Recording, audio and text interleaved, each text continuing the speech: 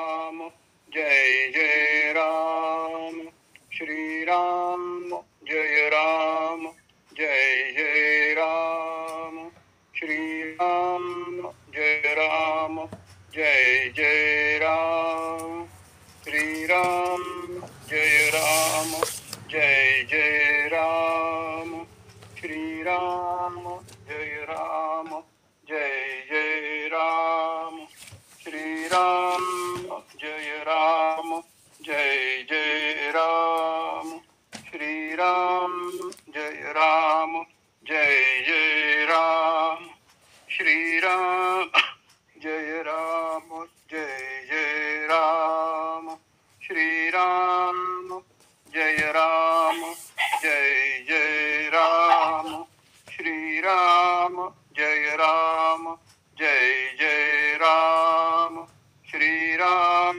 जय राम जय जय राम श्री राम जय राम जय जय राम श्री राम जय राम जय जय राम श्री राम जय राम जय जय राम श्री राम जय राम जय जय राम श्री राम जय राम जय जय राम श्री राम जय राम जय जय राम श्री राम जय राम जय जय राम श्री राम जय राम जय जय राम जय जय रघुवीर समर्थ श्रीराम.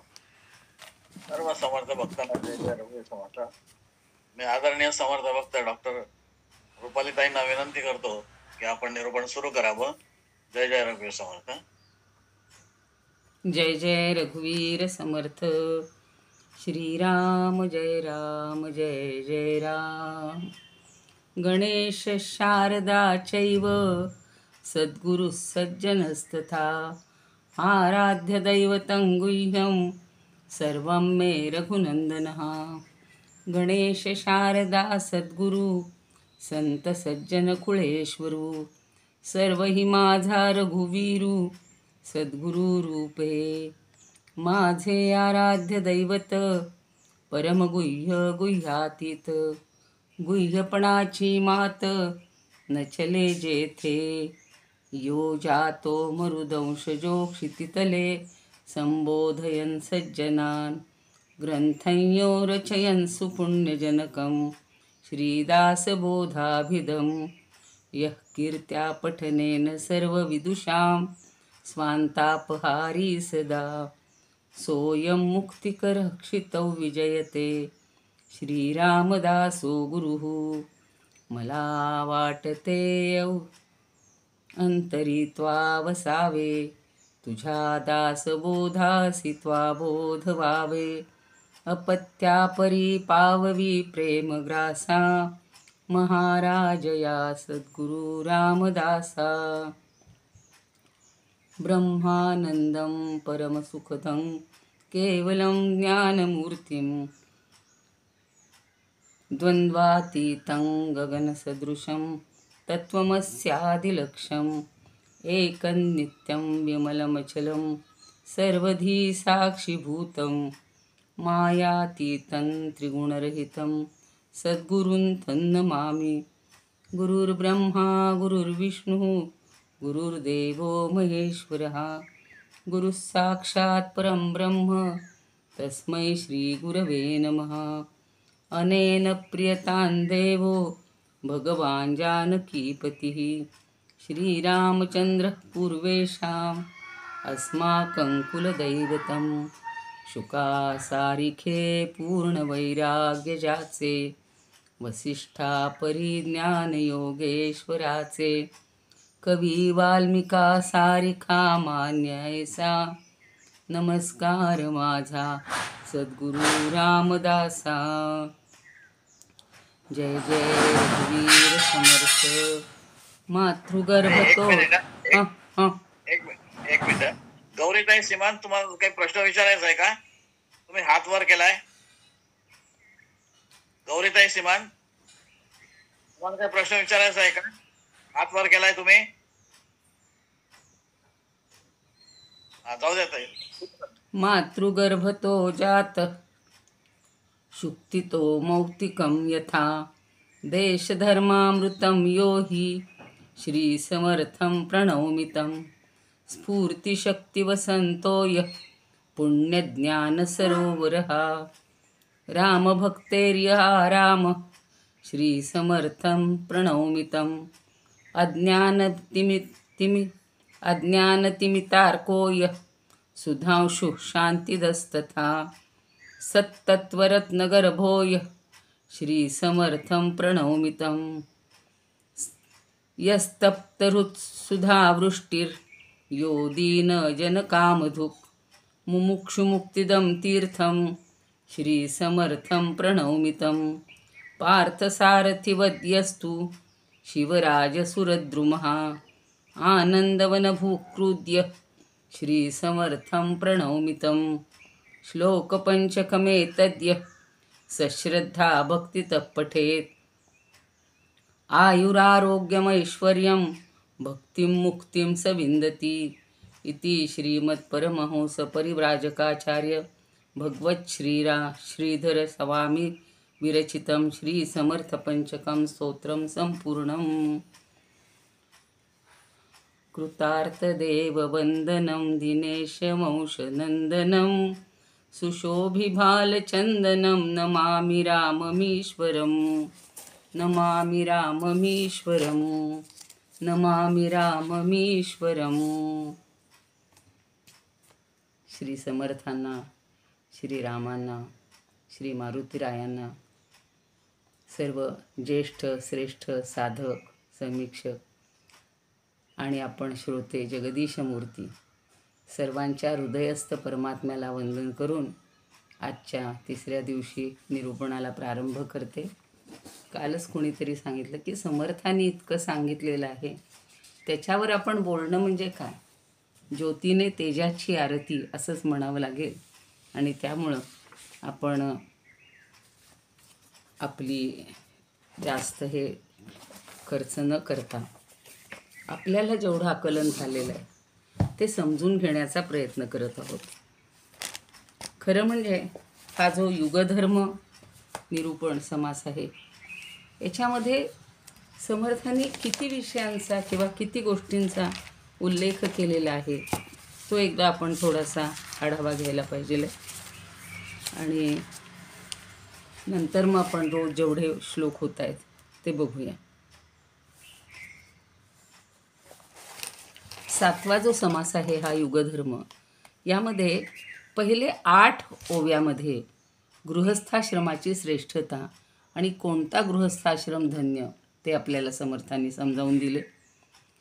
9 ते 13 मध्ये वैराग्यशील आत्मज्ञानी कसा आहे ते सांगितलेले। 14 ते 19 मध्ये स्वानुभवी महंत सांगितलेलं आहे। 20 ते 23 मध्ये जे वेडे संसार सोडून गेले त्यांच्याबद्दल बोललेले आहेत। 24 मध्ये अडाणी व्यक्ती आणि त्यागी, अडाणी त्यागी, अडाणी व्यक्ती म्हणजे जो त्यागी आहे पण अडाणी आहे त्याच्याबद्दल बोलले।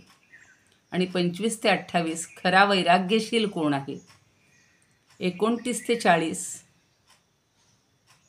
ब्राह्मणांची दुर्दशा असा हा समास आपल्याला सगळ्या विषयांचं जे थोडक्यात हे मिळणार आहे, ज्ञान मिळणार आहे, उपदेश मिळणार आहे तो आपण पाहतो आहोत।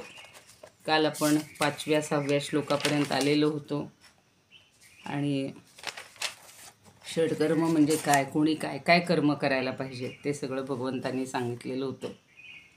आता आपण पुरश्चरणी 7व्या श्लोकापासून पाहतो आहोत।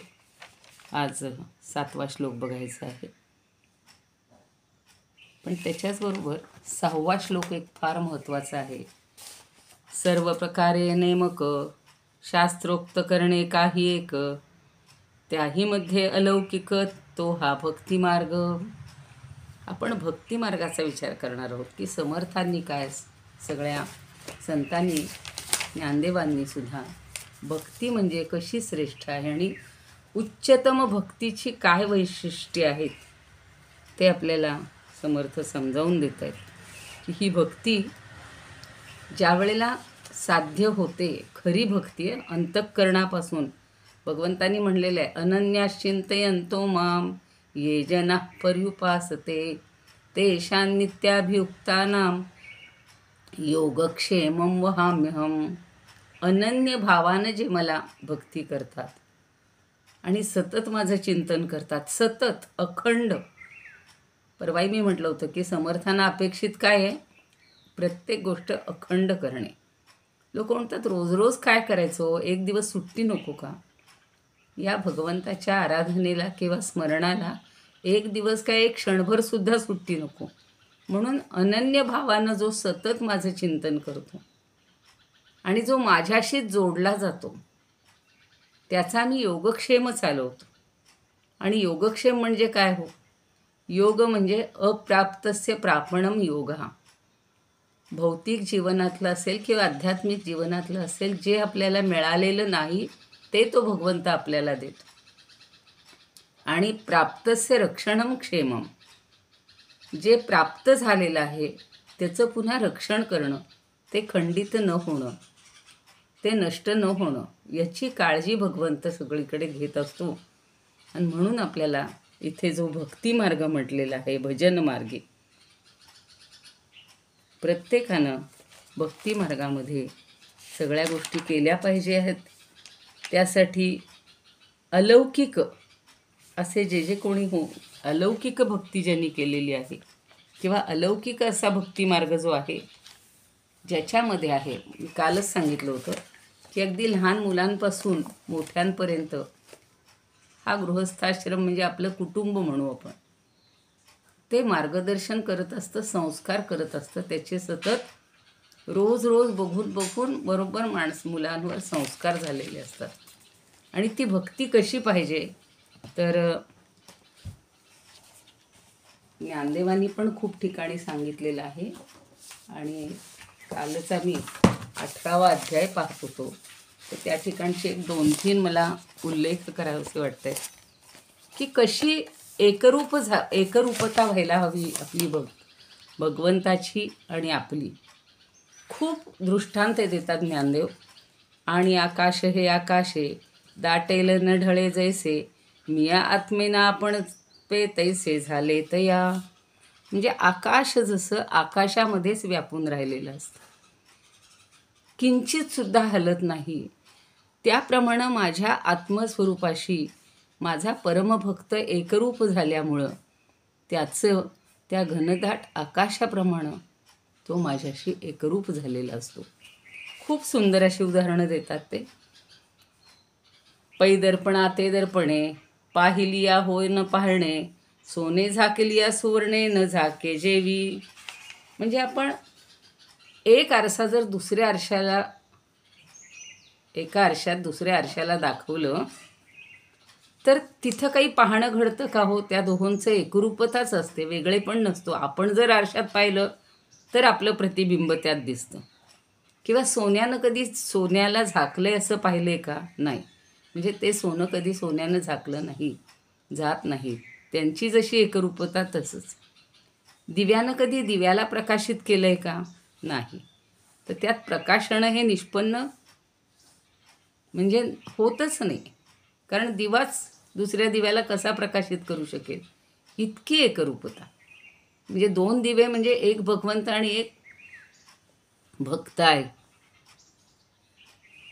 अशा वेगवेगळ्या उदाहरणातून किंवा अलंकाराशी सोन्याची जेवढी एकरूपता असते, सुवर्णाचं कंकण सुवर्णाशी जसं अभिन्न असतं, त्याप्रमाणे भक्तीच्या योगानं माझ्याशी एकरूप झालेला जो भक्त असतो तो मला पसंत आहे. किंवा तो आणि मी एकच.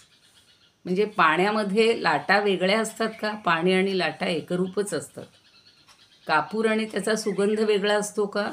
ते दोन्ही एकरूपच असतात. रत्नामध्ये चमक ही वेगळी असते का? ते दोन्ही एकरूपच असतात. तंतूशी पट कधी वेगळा असतो का? तोही अगदी एकरूप झालेला असतो. मातीशी घट कधी वेगळा झालेला असतो का? नाही. तसा म्हणून ह्या ह्या ओव्या तर अगदी डोक्यातच ठेवाव्या वाटतात. उदकी कल्लोळू, कापुरी परिमळू, रत्नी उजाळू अनन्यू जैसा, किंबहुना तंतुसी पटू, का मृत्तिकेसी घटू, तैसा तो एकवटू मजसी माझा. असा तो अनन्या चिंतयंतो माम, म्हणजे इतका तो अनन्य झालेला असतो की माझ्याशी एकरूप होताना तो आणि मी भेद हा संपलेलाच असतो. म्हणून भक्ती मार्ग हा आपल्याला गृहस्थाश्रमातच समजतोय असं समर्थ आपल्याला समजावून देतो. आता पुढची ओवी बघूया आपण. पुरश्चरणी काया क्लेसी, दृढव्रती परमसन्यासी, जगदीशा वेगळे जयासी थोर नाही.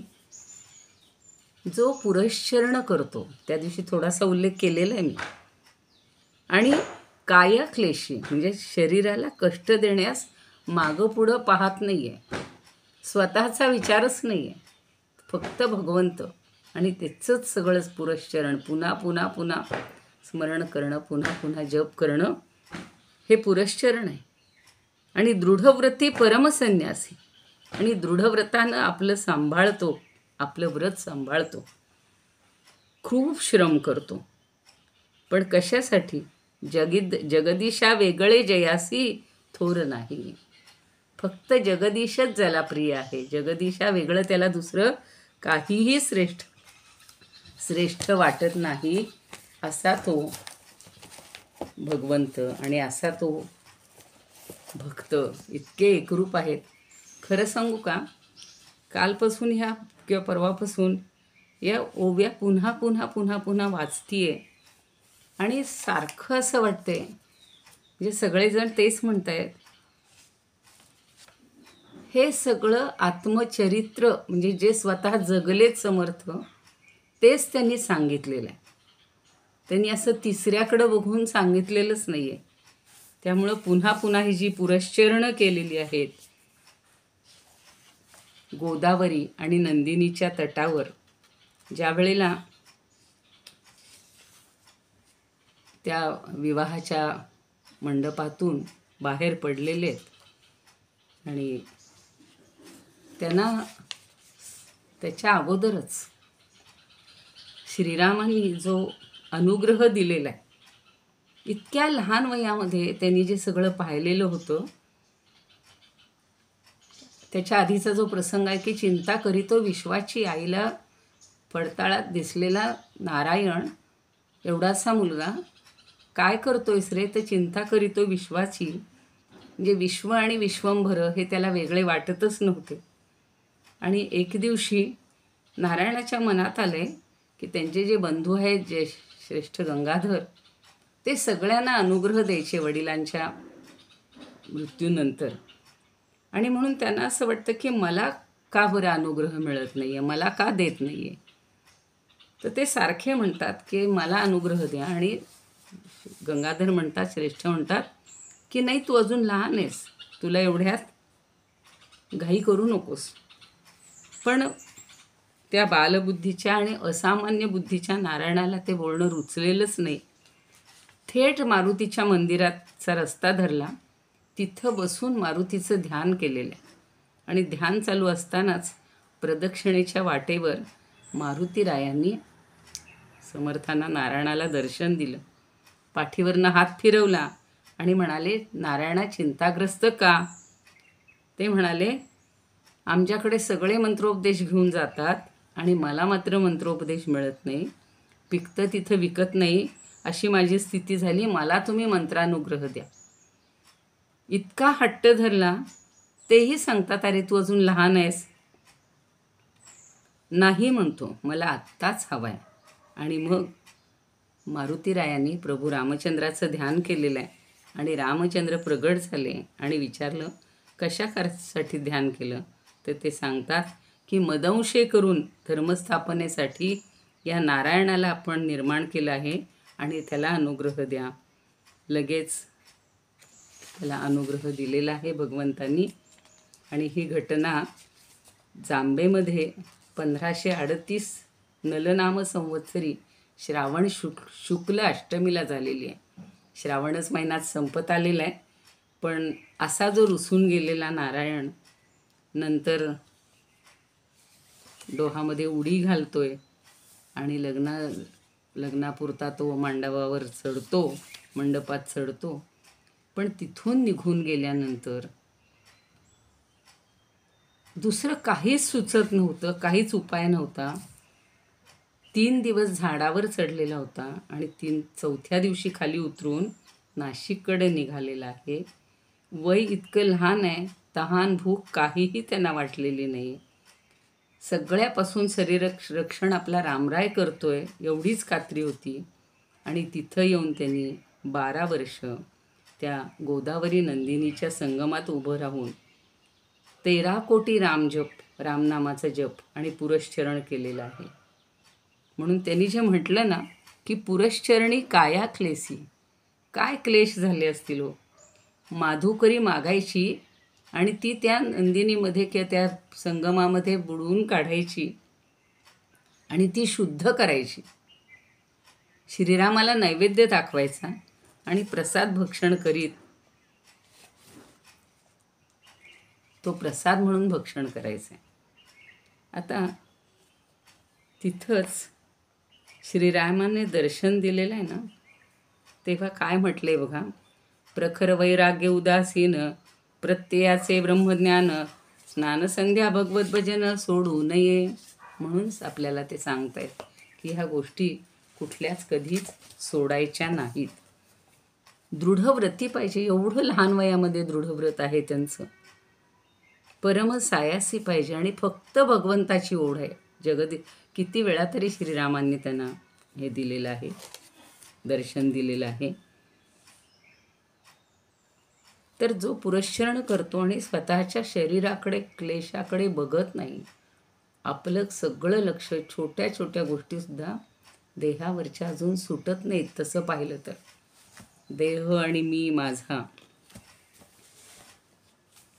पुढची आहे तसंच त्या सगळ्याला जोडूनच आहेत ह्या सगळ्या ओव्या. काया वाचा जीवे प्राणे कष्टे भगवंता कारणे मने घेतले धरणे भजन मार्गी.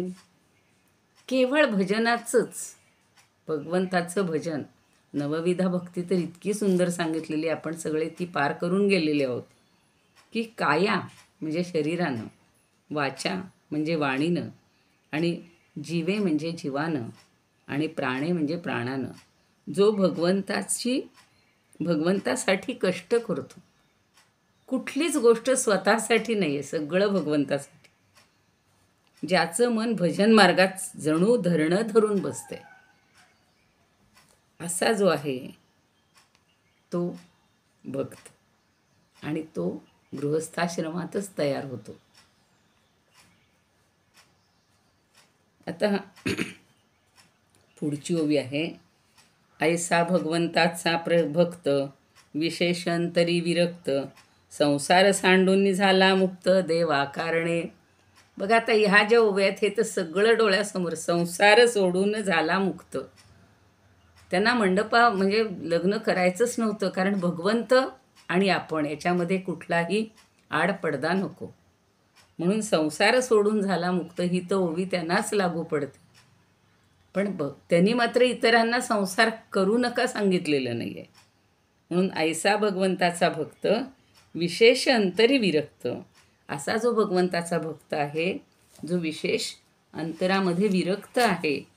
आणि विरक्ती ही महत्त्वाची आहे. विवेक आणि वैराग्य या दोन्हीवरही समर्थांनी आपल्याला खूप भर दिलेला आहे, सांगितलेलं आहे. त्याच्याबद्दल अनेक ग्रंथांमधून अनेक ठिकाणी आपल्याला इतकी त्यांची वर्णनं मिळत आहेत की किती म्हणजे त्याचा अभ्यास करावा. आणि त्यांनी सांगितलेला भक्तियोग कसा आहे त्याबद्दल थोडंसं सांगते. त्यांनी नेहमी सांगितलेलं आहे, मुख्य ते हरिकथा निरूपण. यात अंतर्भूत असलेली भक्ती साधनेची 3 अंग सगळ्यांनी पाहिलेली आहेत. की आत्ता सांगितलं काया वाचा मने, सगळ्यांनी भक्ती करायची. म्हणून रामोपासना, हनुमंत उपासना आणि शक्ती देवतेची उपासना ही त्यांच्या अनंत राघवाची प्राप्ती करून घेण्याची साधनं होती आणि व्यक्तिगत जीवनाचं तेच अंतिम प्राप्तव्य आहे. पण या प्राप्तव्यापर्यंत जाण्याचा समर्थांचा मार्ग हा कर्माच्या माध्यमातून जातो. कर्म उपासना आहे त्यांनी सांगितलेली. कर्मातून कर्माकडे पाठ फिरवा नाही. काल आपण पाहिलं स्वधर्मेची चाल आहे. आणि म्हणून अध्यात्मज्ञान आणि भक्ती यांचा समन्वय त्यांनी साधलेला आहे. समर्थांचा भक्तिमार्ग माणसाला कृतिशील होण्यासाठी प्रेरणा देतो. ही कृतिशीलता तत्कालीन निद्रिस्त समाजाला जाग आणण्यासाठी अत्यंत आवश्यक होती आणि संघटित कर्मानं प्रचंड शक्ती निर्माण होऊन परिस्थिती बदलता येईल म्हणून त्यांनी लोकसंग्रह, जागरण, सगळ्या समाजाला उठवण्याचं, जागं करण्याचं, निद्रिस्त झालेल्या समाजाला जागृत करणं, जागवणं आणि त्यांना कर्माला प्रेरित करणं हे त्यांनी काम केलेलं आहे. कारण हरिकथा ही स्वतःसाठी जरी असली तरी व्यक्तिहिताबरोबरच समाजहितासाठी आणि राष्ट्रासाठी ही भक्ती करायला पाहिजे असं त्यांचं नेहमी मत आहे. आता रामचंद्राच्या ठिकाणी जे जे गुण आहेत ते सगळे आपल्याला पुढे पाहायचेत. बघूया. ऐसा भगवंताचा भक्त, विशेष अंतरी विरक्त, संसार सांडून झाला मुक्त देवा कारणे. असा हा भगवंताचा जो भक्त आहे तो संसार सोडून विरक्त झालेला आहे आणि ते आपल्याला पाहायचं आहे. मागं मी म्हटलं तसं सगळ्याच संतांनी म्हणजे तुकोबारायांनी सुद्धा काय केलं की प्रपंचात राहून परमार्थ करणं हे द्वंद्वयुद्ध वाटत होतं. पण त्यांनी तो संसार केला आहे सगळ्यांनी. आणि पुष्कळ गृहस्थाश्रमी असे असतात की प्रत्येकालाच काहीतरी निस्पृहता सांभाळता येत नाही. बहुतांश काल सांगितलं तसं स्वार्थ करत हे करत असतात. पण भक्तिमार्ग का अलौकिक आहे तर तो आपल्याला याच्यातून सगळीकडून बाजूला करतो आणि प्रापंचिक जबाबदारी सांभाळून या गोष्टी करायच्यात. म्हणून हा भक्तिमार्ग आपल्याला उत्तम गृहस्थाश्रमामध्येच प्राप्त होईल असं सांगितलेलं आहे. आता उत्तम भक्तिमार्ग करत असताना संसार कसा करायचा आहे थोडक्यात पुन्हा त्याचा एक हे सांगते की उत्तम गृहस्थाश्रमी मगाशी म्हटलं तसं, काल म्हटलं तसं निस्पृह प्रपंच ताटतो. म्हणजे संसारात राहूनसुद्धा निस्पृह असला पाहिजे ह्याच्यावर त्यांचा जोरच होता. पत्नीलाही योग्य सन्मान देतो, मुलाबाळांचंही संगोपन उत्तम रीतीनं करतो आणि सगळी 6 कर्म जी काल सांगितलेली ती 6 कर्म योग्य रीतीनं अतिशय चांगल्या रीतीनं जो करतो पण गृहस्थाश्रमाला शोभा आणतो तसा हा भक्तिमार्ग आहे. आणि सगळ्यांशी सुमधुर वाणीनं संवाद करतो, भगवंताची उत्कट भक्ती करतो आणि अगदी शास्त्रोक्त पद्धतीनं सगळं केल्यामुळं फुलांनी बहरलेल्या बगीच्यासारखा हा गृहस्थाश्रमीचं जीवन जे आहे ते त्याचं बहरलेलं असतं. त्याचं बाह्य आणि आंतरिक वैभव हे किती वर्णावं. बाह्यांगानं गृहस्थाश्रमाचे सगळे नियम पाळत असताना आतून मात्र तो अनासक्त मोकळा असतो आणि फक्त भगवंताशीच एकरूप झालेला असतो. आत्ता सांगितलं तसं कापूर आणि कापुराचा सुगंध, जल आणि जलाचं तरंग. रामाचं उदाहरण आपल्याला आहेच की रामानी त्या काळी रावणाने इतकाल्या किती आता त्यांची गणनाच नाही आहे असंख्य पत्नी केलेल्या होत्या. पण रामाने मात्र एकपत्नी व्रत सांभाळलेलं होतं आणि तो गृहस्थाश्रमाचा आदर्श आहे. म्हणून आत्तासुद्धा गृहस्थाश्रमात राहून जो एकपत्नी व्रत सांभाळतो तो खरा ब्रह्मचारी आहे. एकनाथी भागवताच्या कलशाध्यायात 31व्या अध्यायात श्रीकृष्णाला वंदन करताना नाथ महाराज म्हणतात, राम आणि कृष्णातला फरक बघायचा आहे पण दोघांचं तत्त्व एकच आहे. नाथ महाराज म्हणतात, घरी 16 सहस्र नारी, नांदसी 1,60 सहस्र कुमरी, तरी तू बाळ ब्रह्मचारी तुझ सन्नत कुमारी वंदिजे. तुझे ब्रह्मचर्याचे थोरी, शुकनारद वंदिती शिरी, हनुमंत लोळे पायावरी, तू ब्रह्मचारी नैष्टिक. याचा मतितार्थ हा की ब्रह्मचर्य आणि गृहस्थाश्रम संन्यास हे वृत्तीचे गुणधर्म आहेत, वयाचे नाही आहेत. आणि अंतरंगात ते मुरले पाहिजेत. म्हणजे ब्रह्मचर्य काळात सुद्धा ह्या गोष्टी सगळ्या, नैष्टिक ब्रह्मचर्य म्हणजे हे अवघड आहे, सोपं नाही आहे. पण हे श्रीकृष्णांनी 16 सहस्र इतक्या नारी असूनसुद्धा 1,60,000 सहस्र कुमारी त्यांनी म्हटले की इतक्या, त्या नारदांची एक कथा आहे, खरं म्हणजे प्रसंग आहे, भागवतातच वर्णन आहे, तुम्ही वाचलेलं असेल, ऐकलेलं असेल. सहज मला तो प्रसंग आठवला की मूळ भागवतात सुद्धा नारदांना एक दिवशी असं मनात येतं की हे भगवंत एवढ्या 16 सहस्र नारींशी कसा काय एका वेळेला संसार करतात. अहो तो भगवंतच होता. म्हणून ते आले. तर पहिल्यांदा रुक्मिणी आणि ते महालामध्ये बसलेले आहेत, रुक्मिणी त्यांना वारा घालते वगैरे, ते सगळं छान वर्णन आहे. मग त्याला वाटतं बाकीच्यांचं काय, म्हणून प्रत्येक ठिकाणी तो जातो आणि इतकं सुंदर वर्णन केलेलं आहे की प्रत्येक त्या पत्नीबरोबर तो एकपत्नी व्रतासारखंच आचरण करताना आणि तिची सेवा घेताना आणि तिच्याशी सगळा व्यवहार करताना इतका सुंदर केलेला आहे की हे एकत्व त्यांनी इतक्यामध्ये एकत्वच पाहिलेलं आहे. इतक्या नारी असूनसुद्धा तो खऱ्या अर्थानं ब्रह्मचारी आहे, नैष्ठिक ब्रह्मचारी आहे. याचा अर्थ गृहस्थाश्रम, आता मी सांगितलं तसं की गृहस्थाश्रम आणि संन्यासाश्रम यांना जोडणारा जो वानप्रस्थाश्रम आहे, योग्य ठिकाणी, योग्य वेळी, योग्य वयात कुठं थांबायचं ते कळणं आणि आपल्या हातातला कारभार हळूहळू तरुण पिढीकडे द्यायचं आहे. गृहस्थाश्रमात हे पण शिकायचं आहे. दशरथांनी श्रीरामाला राजकुमार करायचं ठरवलं, राज्याभिषेक करायचं ठरवलं. असं सांगतात की एक कुठेतरी मस्तकावरचा केश पांढरा दिसायला लागला आणि दशरथांनी निर्णय घेतला. कारण का, की आपल्या खांद्यावरची धुरा ही मुलाच्या खांद्यावर योग्य वेळेला द्यायला पाहिजे. आणि हे जर आपण केलं, आत्तासुद्धा आपण सुद्धा सगळ्यांनी तेच केलं की आपण जे अगदी शेवटच्या क्षणापर्यंत आपल्या संसारामध्ये आपलं स्वत्व गाजवत असतो, कर्तृत्व, आणि आम्हीच प्रमुख नाही, तर ते करायला पाहिजे. म्हणजे गृहस्थाश्रमात राहूनसुद्धा भक्तीचं नंदनवन फुलवण्यासाठी ह्या सगळ्या गोष्टी समर्थांनी आपल्याला सांगितल्या आहेत आणि ते अगदी सोपं आहे. भक्ती मार्गाची कास धरून मनुष्य जीवनाच्या परमोच्च ध्येयाची प्राप्ती करू शकतो गृहस्थाश्रमात. मी काल सांगितलं तसं एकनाथांचं उदाहरण त्याला अत्यंत म्हणजे योग्य म्हणतात ते आपल्याला मिळतं. आणि त्याच वेळेला गृहस्थाश्रमाची संकल्पनाही नीट समजून घेतली पाहिजे. कारण 4 आश्रमापैकी गृहस्थाश्रमाचं श्रेष्ठत्व कालपासून आपण पाहतो आहोत. आणि अंतरी आपल्या वैराग्य असलं पाहिजे. काया वाचा जीवे कष्टे, आत्ता जे सांगितलं ते की भगवंतासाठी जो सतत कष्ट करत असतो, गृहस्थाश्रम करत असताना सुद्धा, तर तो आपल्याला करता आला पाहिजे.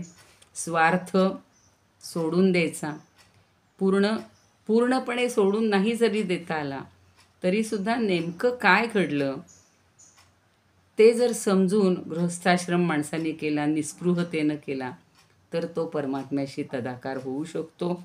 आणि म्हणून परमवस्तूची प्राप्ती करण्यासाठी आपल्याला समर्थांनी जे सांगितले हे प्रत्येक गोष्ट देवाकारणी. आत्ता पुन्हा मला त्याच ओव्या, सगळ्या गोष्टी म्हणजे चालणं देवासाठी, बोलणं देवासाठी, निद्रा देवासाठी, सगळं ज्ञानदेवांनी सुद्धा अशा सुंदर ओव्या सांगितलेल्या की सगळं देवासाठी, माझ्यासाठी काही नाहीच. इतकं अगदी त्यांनी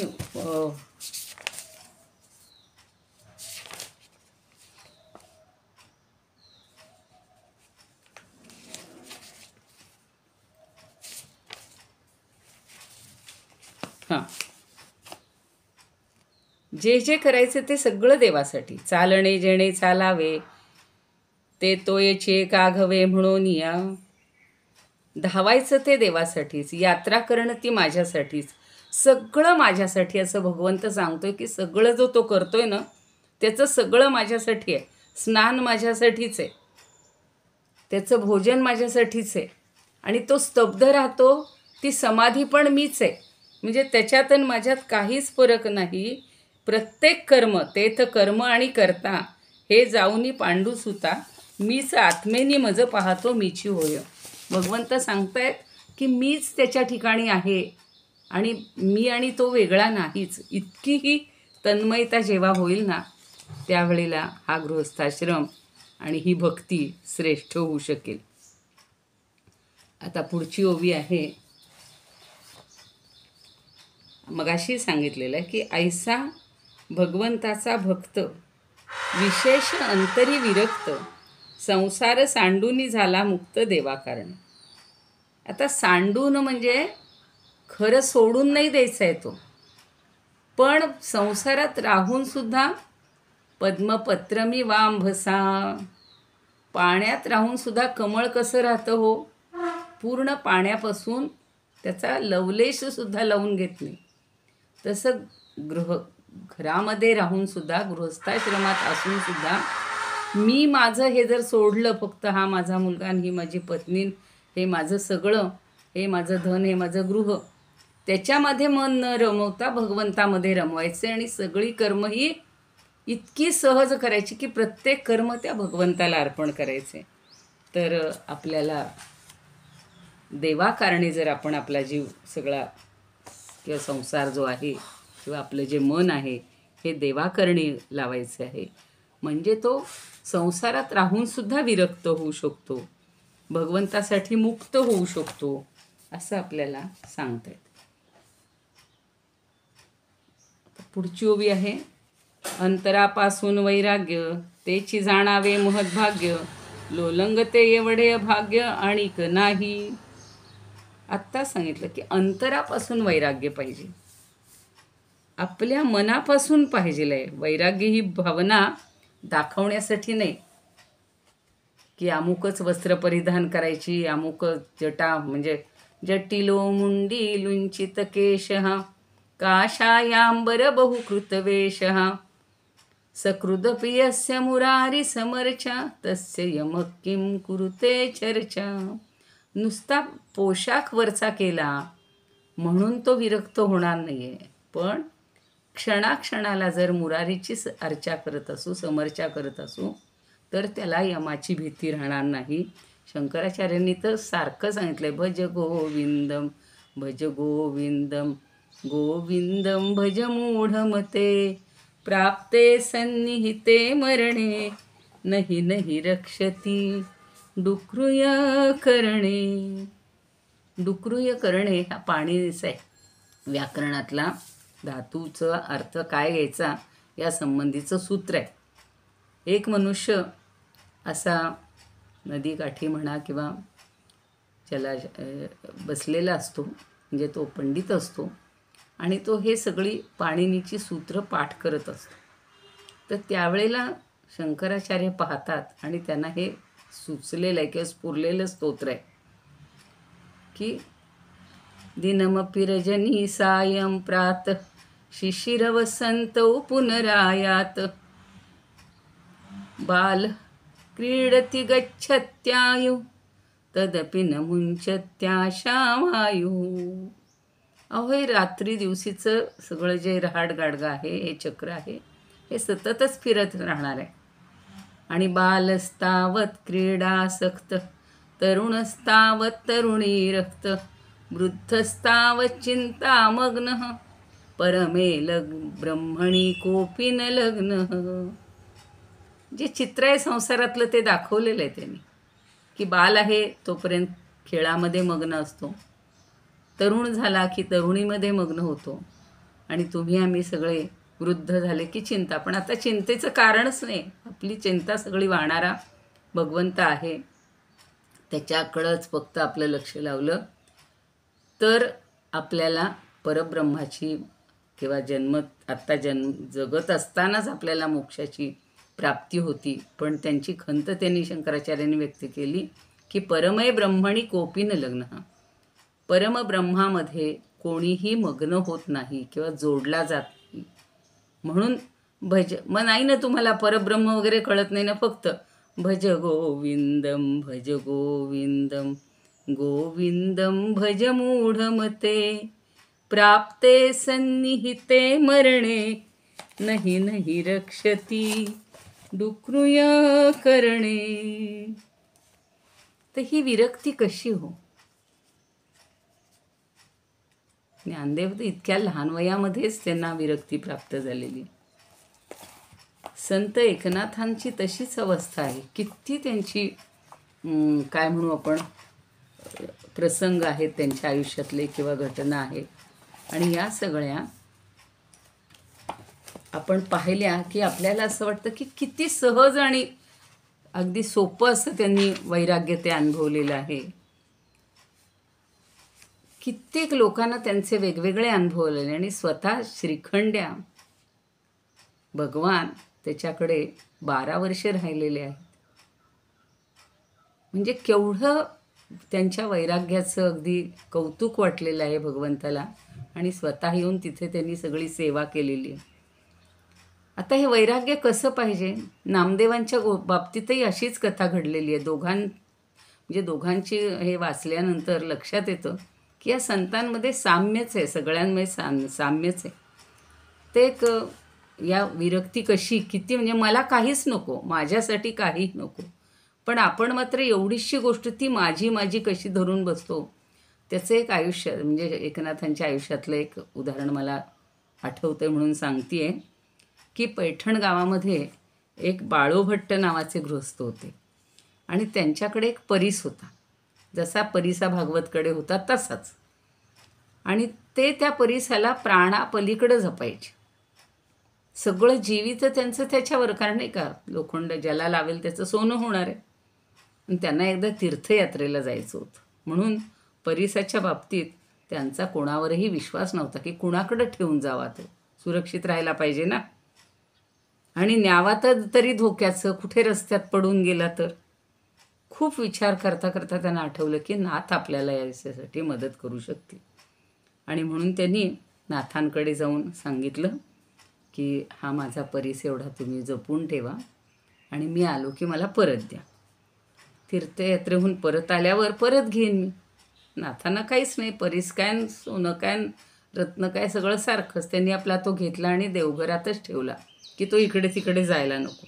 1.5 वर्षानंतर ते बाळूभट्ट परत आले, आणि आल्या आल्या पहिले नाथांकडे गेले, आणि त्यांनी सगळं तीर्थयात्रेत सुद्धा त्यांच्या मनात सारखा तो परीसच घोळत होता.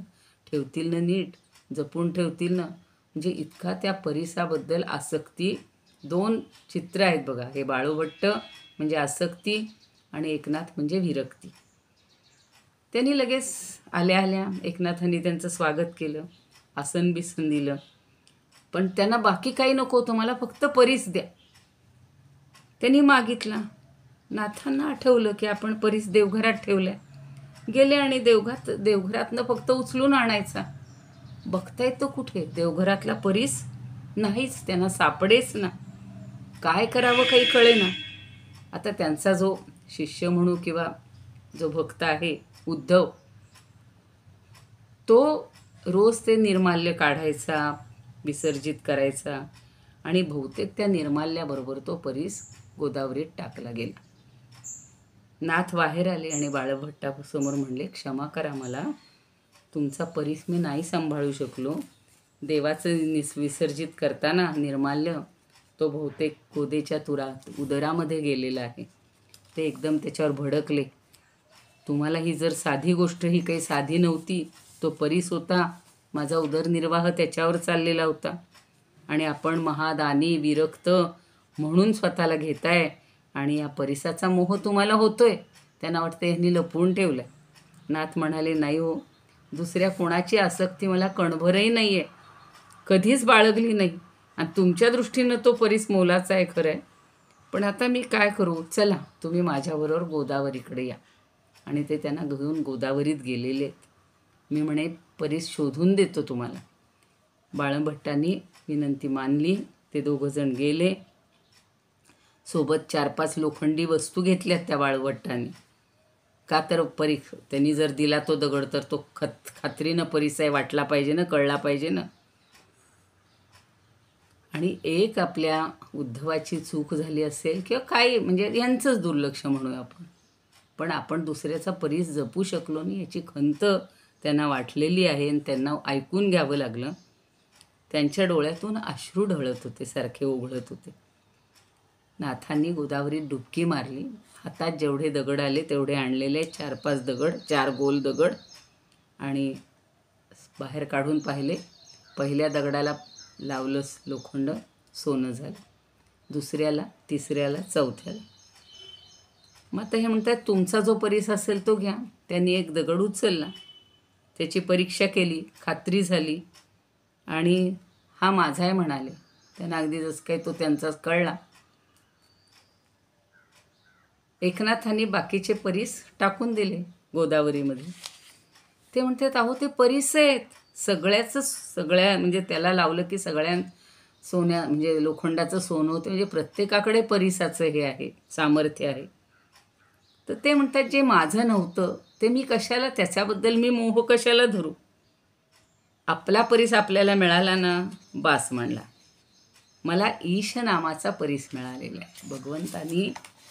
भगवंताचं नाम हाच माझा परीस आहे, मला दुसरे कशाची गरज नाही.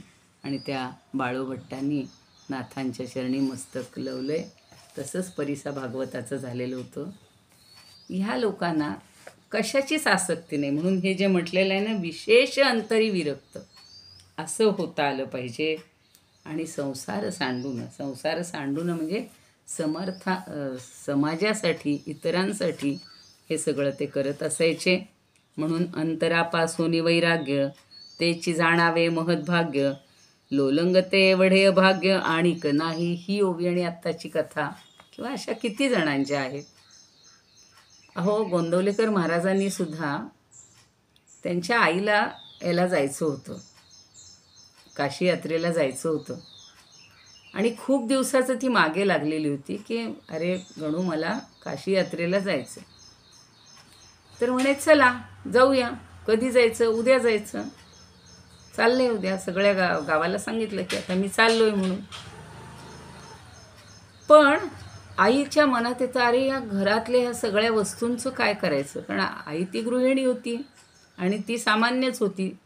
एवढ्या पुत्राला जन्म दिला म्हणजे ती असामान्यच आहे, पण तरी असं दाखवले की ती असं म्हणते की ह्या गोष्टींचं काय करायचं. आपण गेल्यानंतर सगळे प्राणी पक्षी सगळे ते खराब करून टाकतील. ते म्हणतात एवढंच आहे का तुला? ठीक आहे, तुळशीपत्र घे आणि घरावर ठेव. त्यांनी तिला तुळशीपत्र घरावर ठेवणे हा जो वाक्प्रचार आहे हा त्यांच्यापासून झाला की काय असं मला वाटतं. गावातल्या सगळ्या लोकांना बोलावलं, या म्हणे, आणि या घरातलं कुणाला जे काय पाहिजे ते घेऊन जा. म्हणजे अंतरापासून वैराग्य. आता म्हणे तुला काही काळजी नाही ना, चल माझ्याबरोबर. हे अंतरापासून वैराग्य हवंय, म्हणजे अगदी अंतःकरणापासून वैराग्य असतं, तो अत्यंत भाग्यवान. म्हणून किती जणांची आयुष्य त्यांनी घडवलेली आहेत. समर्थांनी तसंच की प्रत्येकाला रामनामाचा जो बोध केलेला आहे, आणि मनाच्या श्लोकातून नाही तुम्हाला दासबोध वाचता आला, नाही तुम्हाला आत्माराम वाचता आला, एवढी त्यांची सगळी रचना आहे. सवाई आहेत, काव्य आहेत, करुणाष्टक आहेत. म्हणजे समग्र ग्रंथ भांडार वाचायला नाही वेळ तर निदान मनाचे श्लोक म्हणा, वाचा आणि आचरणात आणा. तर अंतरापासून हे वैराग्य यायचं असेल तर ह्या सत्पुरुषांची, या सज्जनांची संगती प्रत्यक्ष नाही आता मिळाली तरी आपण त्यांच्या ग्रंथातून, त्यांच्या सगळ्या वाङ्मयातून, त्यांच्या सगळ्या उपदेशातून ती मिळवू शकतो. म्हणून जो लोभी असतो त्याच्यासारखं दुर्भाग्य, अभाग्यच म्हणलेलं आहे. अभाग्या नरा, म्हणजे जो अभागी आहे असे मनाच्या श्लोकातसुद्धा किती वेळा त्यांनी उल्लेख केलेला आहे. त्याला काहीच जाणवत नाही किंवा हे नाही, आणि त्याला फक्त लोलंगता म्हणजे आसक्ती. अहो 1000 नव्हे, लाखो नव्हे, कोट्यांमध्ये एखादा असा खरा निघतो की मला कशाचीही आसक्ती नाही. आजही आपल्याकडं आहेत. स्वामी गोविंददेव गिरिजींसारखे आहेत. आपल्याला अभिमान वाटतो. की आज श्रीरामाची मंदिराची आणि एवढी कोषाध्यक्षाची जबाबदारी मिळाली. डिलीट पदवी त्यांना दुसऱ्या राजस्थान की गुजरातमधल्या यांनी दिलेली आहे. काल समर्थ आपल्या संस्थांनीसुद्धा त्यांचा सन्मान केलेला आहे. पण त्यांना कशाचीच अपेक्षा नाही आहे. एक निरीच्छ बुद्धीनं हे लोक वागत असतात आणि म्हणून आपल्याला अशा प्रकारे आचरण करता आलं पाहिजे. आता पुढची ओबी अशी आहे, ती मला जरा त्याच्याबद्दल खूपच काही म्हणजे उदाहरणं तरी आपण किती घ्यायची किंवा किती द्यायची. राजे राज्य सांडून गेले, भगवंता कारणे हिंडले, कीर्तिरूपे पावन झाले भूमंडळी. आता मोठमोठे राजे राज्य सोडून निघून जातात आणि भगवंतासाठी वणवण फिरत असतात, वणवण हिंडतात. भगवंताची प्राप्ती करून घेतल्यामुळं त्यांना या जगात कीर्तिरूपानं पावन झालेले आहेत. ते असे किती राजांची, रामायणातले राजे आणि कृष्णाच्या काळातले राजे, हे सगळे यांची जर यादी करायची म्हणलं किंवा आपण वाचन केलं तर आपल्या लक्षात येईल. त्याच्यातले अगदी प्रमुख काही उदाहरणं आपल्याला माहिती आहे की जनकाचं उदाहरण नेहमी सगळीकडे दिलं जातं. आणि जनक हा असाच होता की म्हणजे विदेह ज्यांनी हे केलेलं आहे, सगळं स्वीकारलेलं आहे.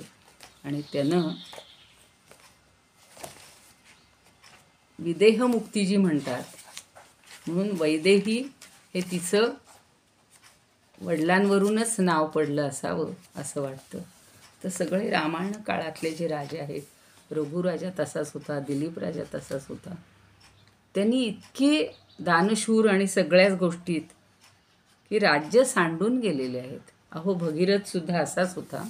भगीरथ नाही, भर्तृहरी. भगीरथाने तस हे केलेली आहे, एवढी काय म्हणू आपण तपश्चर्या केली आहे, एका पायावर उभं राहून भगवंताची सूर्याकडं नजर ठेवून. पण हे सगळे जे राजे आहेत यांनी त्या राज्यामध्ये जास्त, परीक्षिताचं काय उदाहरण आहे.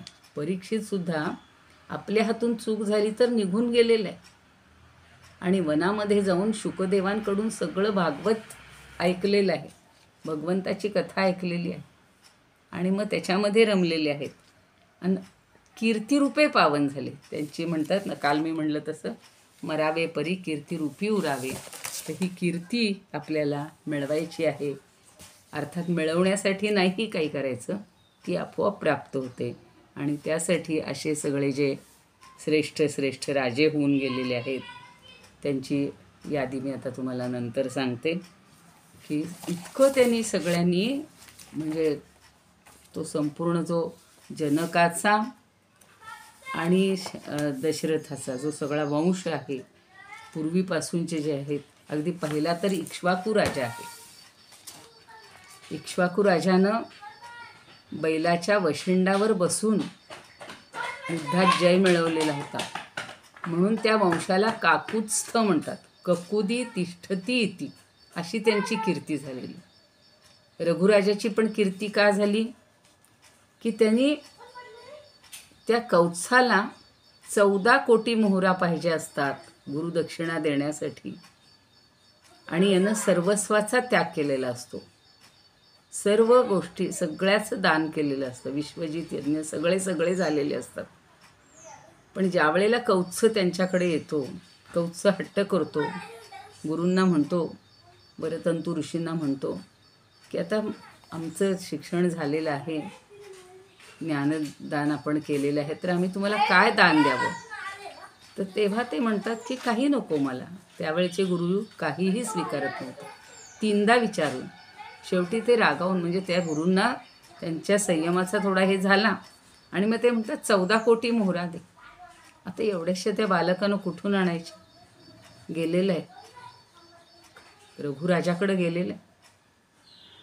रघुराजानं मातीच्या भांड्यातून जल आणून त्याचं आदरातिथ्य केलेलं आहे. त्याच्या लक्षात आलं की आपण चुकीच्या वेळेला आलो आहोत, आपण उशिरा आलेले आहोत. आणि म्हणून कौत्साच्या लक्षात आलं की आपली यायला उशीर झाला आहे, येनाता मी निष्कांचन निर्धन साधक, वैराग्याचा तोच उपासक. तर ही जी अवस्था ती त्याची तिथे दिसते आणि तो परत जायला लागतो. म्हणतो क्षमा करा मी उशिरा आलो. रघुराजा म्हणतो तुझं काय कारण आहे ते मला सांग. आणि त्यांनी त्याला त्याच्या तोंडून वधवून घेतलेलं आहे की मला एवढ्या एवढ्या मोहरा पाहिजे. म्हणतो एक रात्र राहा. रघुराजाचा एवढा धाक होता की त्यांनी रात्री ठरवलं आपण कुबेरावर स्वारी करू, कारण त्यांनी काही राजपद म्हणजे राजाची जी कर्तव्य ती सोडलेली नव्हती आणि याच्यासाठी आपण मोहरा घेऊन येऊ. अहो त्याच्या धाकाने रात्रीच त्याच्या खजिन्यात पाऊस पडलेला आहे आणि 14 कोटी काय असंख्य कोटी तिथं मोहरं आलेले आहेत. खजिनदार आणि सगळे ते रक्षक येतात धावत धावत. अहो महाराज महाराज आपल्या खजिन्यामध्ये पाऊस पडलाय सुवर्णांचा मोहरांचा. आणि यांनी त्याला कौत्साला सकाळीच बोलवलेलं आहे आणि तो पाऊस सगळा एवढ्या मोहरा भरलेल्या म्हणे या सगळ्या घेऊन जा. अहो दाता अहो याचकहा असं मी तो पाठ म्हणजे त्याचं हे दिलं होतं शीर्षक. तो म्हणतो मला 14 कोटीच हव्यात आणि हा म्हणतो मला ठेवून काय करायचं, मी सर्वस्वाचं हे केलेलं आहे आता दान केलेलं आहे त्यामुळे मला काहीच नको. आणि त्यांनी त्याला सगळ्या त्या मोहरा याच्यावर घालून रथामध्ये आणि वाहनावर घालून देऊन टाकलेले आहेत. तर म्हणून म्हटलं की राजे राज्य सांडून गेले भगवंता कारणे अडले. आणि त्यांनी सुद्धा केवळ भगवंतावरच सगळी आपली श्रद्धा ठेवून हे केलेलं होतं आणि असे हे कीर्तिरूपाने ते पावन झालेले आहेत. मात्र रावणासारखा काय झाला किंवा दुर्योधनासारखा काय झाला. मला पहिलं जे चरण आहे त्याच्यासाठी हे सगळी उदाहरणं आठवत होती काल की राजे राज्य सांडून गेले. त्यांनी खऱ्या अर्थानं राज्य सांडलं, त्यांना ते टिकवता आलं नाही. भगवंताची त्यांनी काहीही ठेवलीच नाही आहे मनामध्ये, अंतरंगामध्ये कणभरही नाही. म्हणून तर समर्थ सांगतात मना सांग पारावणा काय झाले, अकस्मात ते राज्य सर्वही बुडाले. ही उदाहरणं त्यांनी आपल्याला दिलीत का की अशी आसक्ती ठेवू नका. दुर्योधनानं तेच केलं. सुईच्या अग्रावर मावेल एवढं सुद्धा मी राज्य देणार नाही, एवढं सुद्धा कणसुद्धा देणार नाही. राज्याची तर भाषा नंतरच ठेवा.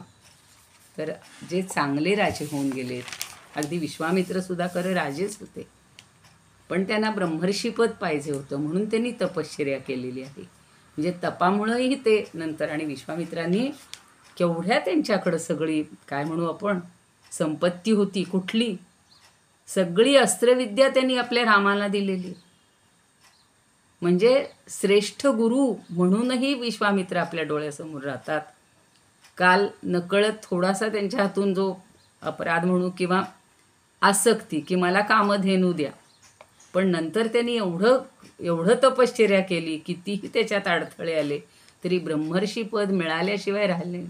कारण राजर्षी हे त्यांना राजर्षीपेक्षा ब्रह्मर्षी श्रेष्ठ वाटले होते. म्हणून असे किती एक राजे त्यांच्या डोळ्यासमोर हे सगळे राजे होते आणि म्हणून त्या सगळ्या राजांना आपण वंदन करूया. राजांना वंदन करूया. राजांचा जो आश्रय आहे, जो अंतःकरणामध्ये ज्याला त्यांनी रमवून ठेवलेलं होतं, अशा त्या रामाला आपण वंदन करूया. श्री समर्थांना पुन्हा वंदन करते. सांगायचं असतं एक आणि ऐन वेळेला असं काहीतरी वाटत राहतं की याच्यामध्ये किती सांगण्याजोगं आहे, किती जणांची आपण उदाहरणं पाहू शकतो. सगळ्या संतांना पण वंदन करूया. आणि आजच्या माझ्या निरूपणाला मी हे देते. सगळ्यांना पुन्हा क्षमा मागते. समर्थचरणी आणि रामचरणी ही सेवा अर्पण करायचीच आहे, पण त्याच्यामध्ये ज्या काही त्रुटी राहत असतील, काही हे असेल, त्याबद्दल तुम्ही श्रोते जगदीश मूर्ती तेथे माझी व्युत्पत्ती किती, बुद्धिहीन अल्पमती सलगी करीते. एवढंच लक्षात घ्या. राम हो जय राम राम राम हो जय राम राम पथित पावना पूर्ण कामा पतित पावना पूर्ण कामा राम हो जय राम राम नाथा हो दीननाथा नाथा तुमचे चरणी राहो माता राम हो जय राम राम. धन्यवाद.